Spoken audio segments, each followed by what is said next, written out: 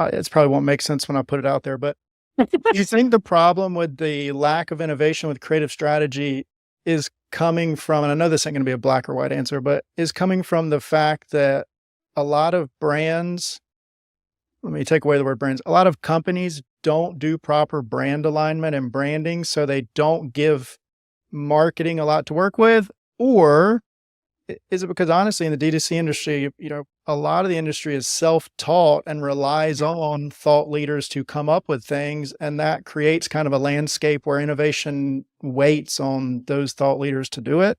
Is Yeah. that? I think it's both, honestly. I think a lot of brand founders, just from the ones that I know, started a brand because they wanted to start a brand, right?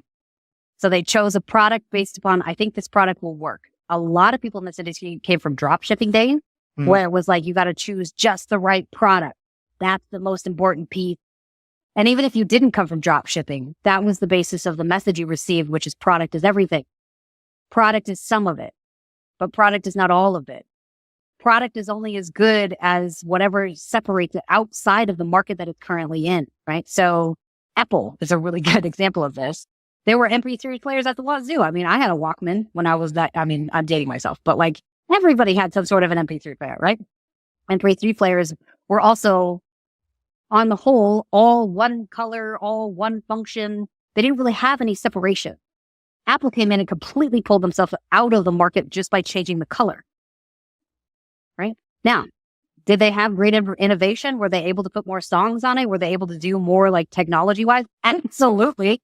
That was a part of it, but their competitors can take technology away from them.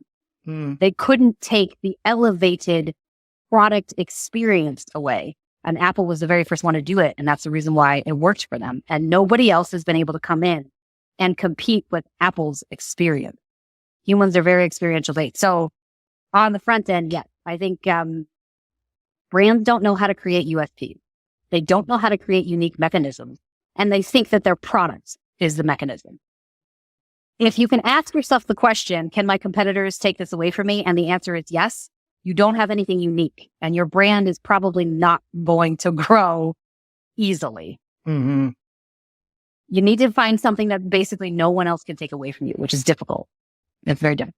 Yeah, another good example in a different niche is those Jolie shower heads, where they're selling purified water, technically, but they're really selling skincare and beauty routine in the shower, which is just genius. They created the craziest USP I've ever seen. Skincare from a shower head.